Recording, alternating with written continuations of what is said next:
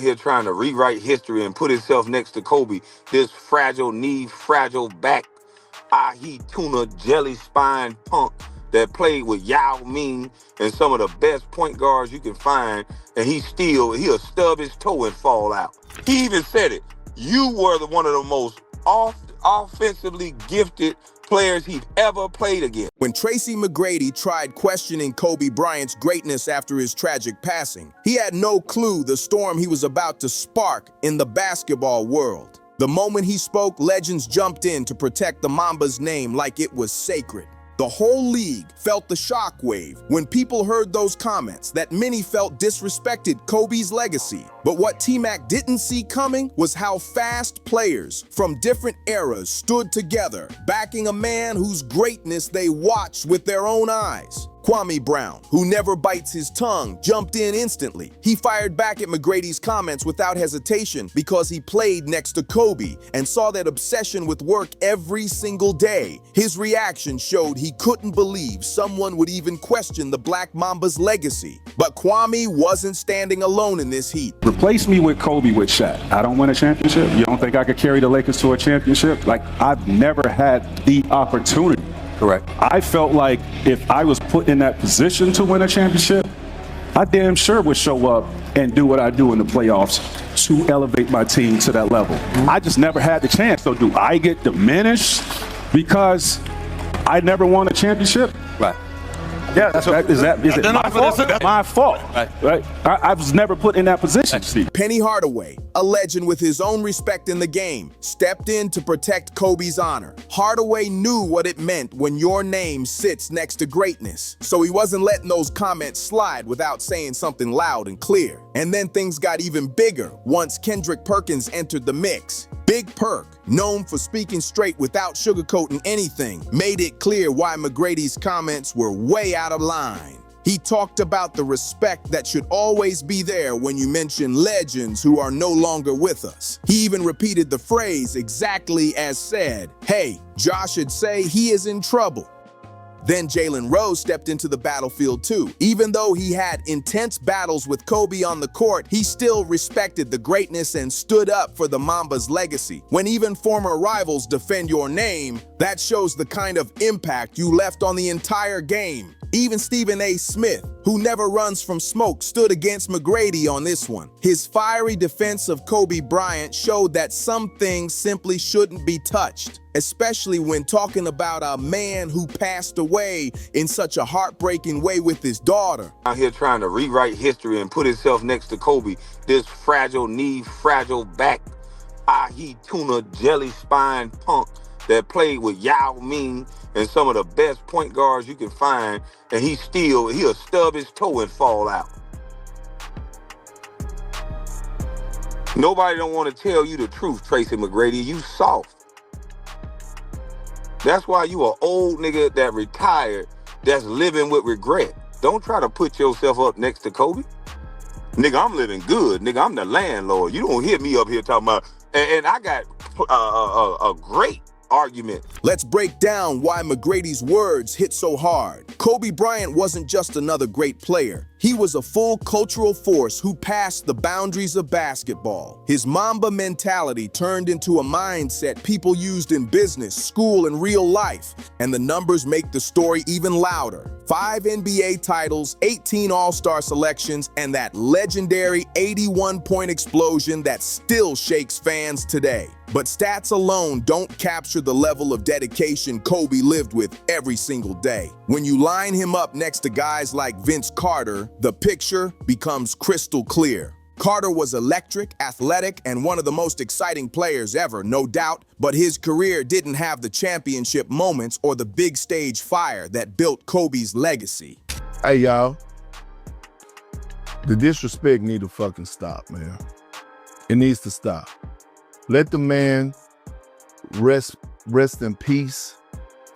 Get a man some space, some grace. I mean, what are we doing right now?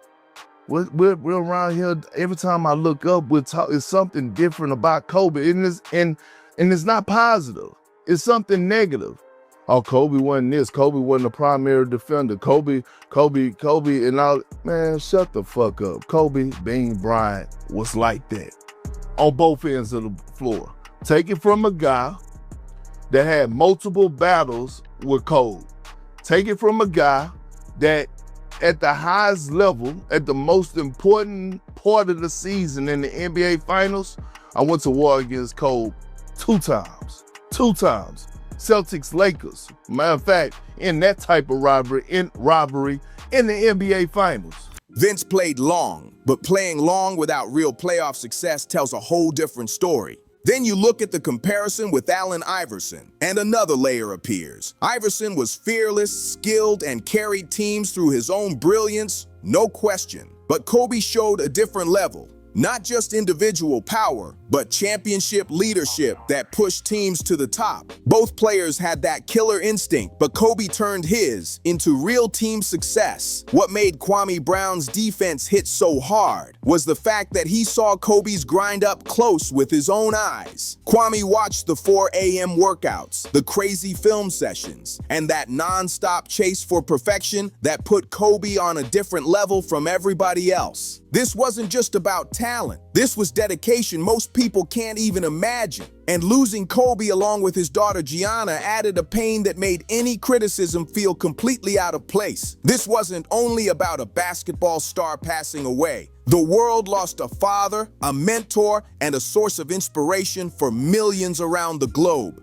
I used to hear Phil yelling at Kobe, "Pass the ball, move the ball, get off of it." He's like, yeah, get off of it. Like, I don't know what game he watching. And Shaq fouled out. I love Cole so much. He went to work on us. And then he hit that jumper at the top of the key and he did this. That wasn't even to us. That was to his team. They didn't even believe in Cole. Cole was resented by his own teammate. They was hating on him. Because he was that confident. He ain't even, go out. He ain't drink. I'm like, why y'all gonna hate on him? Penny Hardaway's defense carried real weight because he knew what it felt like to deal with injuries and see potential slip away. Hardaway understood how rare true greatness is, and he knew Kobe reached a level that many gifted players never do, staying elite for years at the highest stage. Kobe's global impact also pushed him far beyond McGrady and most players from that era. His worldwide fan base, his connection to Italy, and even his ability to speak multiple languages showed how deeply he embraced basketball as a global movement. Kobe wasn't just an NBA icon. He was an international force. Kendrick Perkins added a crucial point about timing and respect.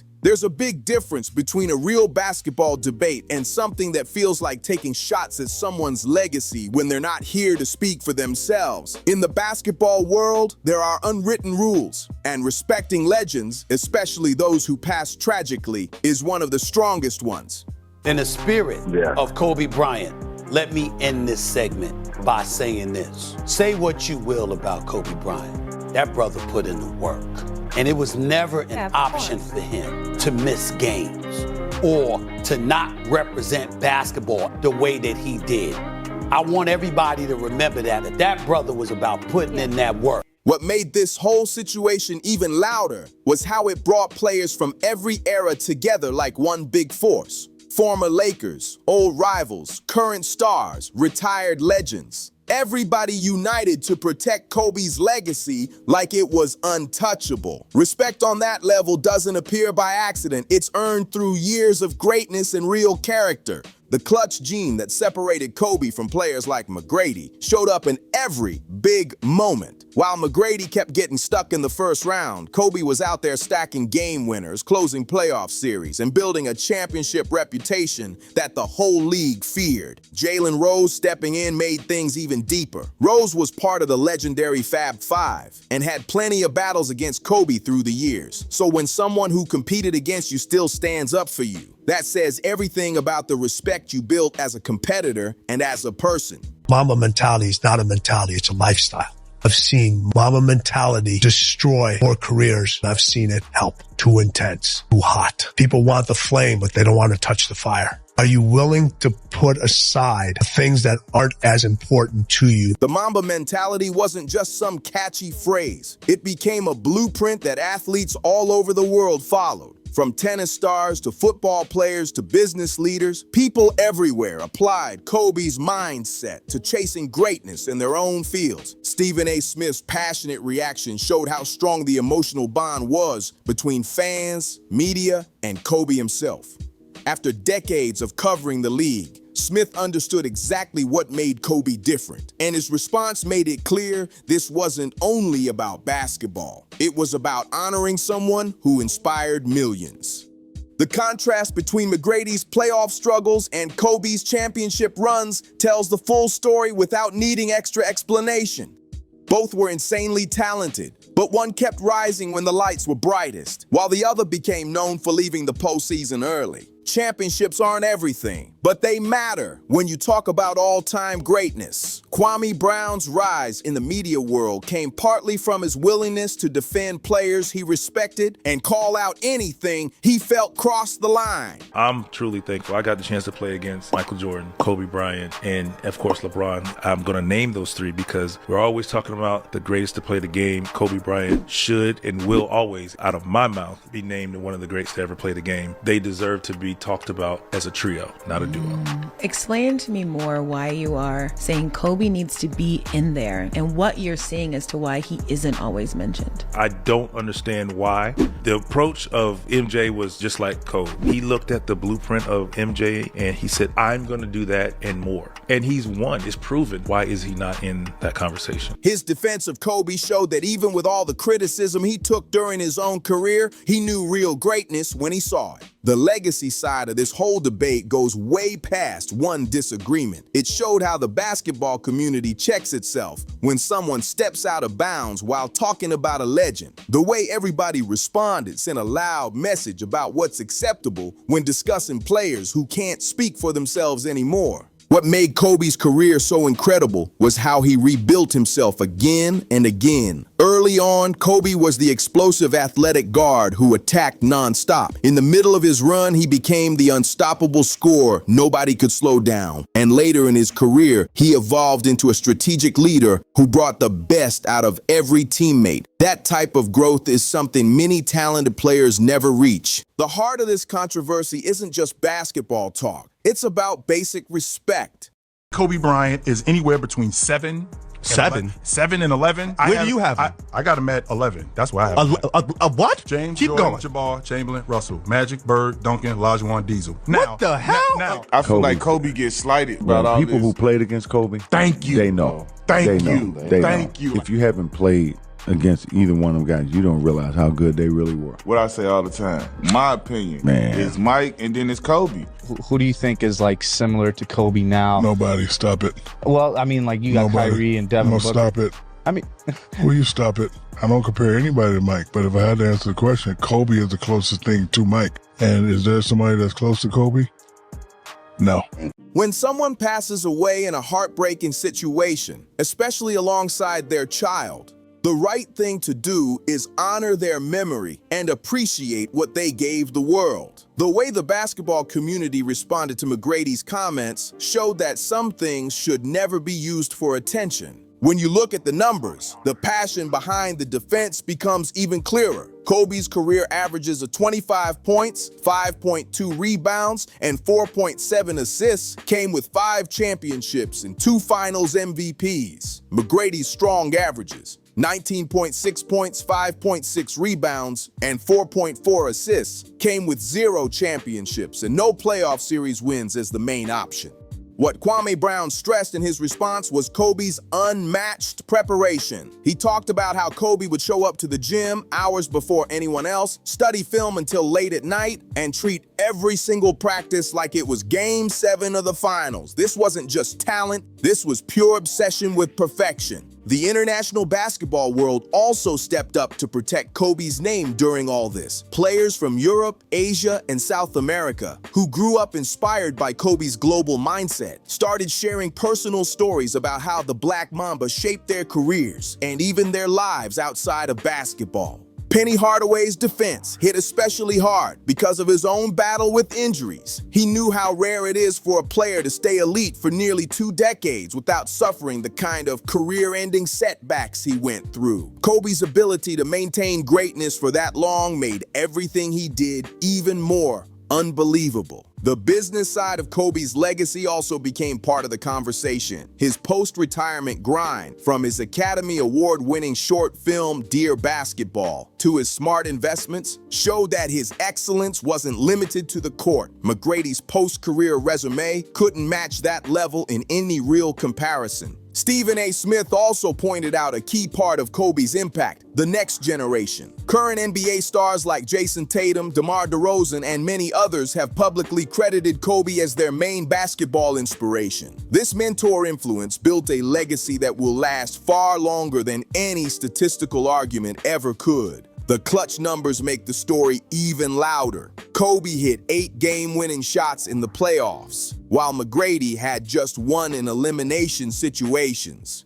When pressure spiked, Kobe averaged 22.4 points on 44% shooting, while McGrady put up 19.9 on 41%. One player kept stepping up, and the other kept slipping when everything was on the line. Jalen Rose's defense carried real power because he came from the exact era that battled Kobe every night. During Kobe's prime, Rose saw firsthand how the Mamba's preparation and mindset separated him from other talented stars of that generation. And when Kobe passed, the world's reaction showed just how far his influence reached. World leaders, entertainers, and athletes from every major sport paid tribute. People from all corners of the globe honored Kobe because his presence went way beyond basketball. This worldwide grieving showed just how deep his cultural impact truly was. Kendrick Perkins brought up another major piece: Kobe's ability to elevate teammates. Players like Paul Gasol, Lamar Odom, and Andrew Bynum all had their best seasons next to Kobe. His leadership turned role players into champions, something that separates true superstars from players who only put up points. The playoff series record seals the comparison. Kobe won 28 playoff series in his career, including sweeps, comebacks, and legendary moments. McGrady, even with talented teammates in Orlando and Houston, won 0 playoff series as the primary option. A career-defining difference that can't be ignored. And what made this whole controversy feel especially off was the timing. McGrady's comments came while the basketball world was still trying to process the heartbreaking loss of Kobe and Gianna Bryant. The community's response showed that certain moments demand respect and sensitivity, not hot takes built for social media attention. In the end, the way the whole basketball world stood up for Kobe Bryant showed everything. Real greatness doesn't need defending. The people who saw it with their own eyes will always step up when someone tries to twist the story. The community made it loud and clear that some legends deserve full respect, especially when they're not here to speak for themselves. What do you think about the way everyone protected Kobe's legacy? Drop your thoughts in the comments, hit like, subscribe, and share this with someone who needs to see it.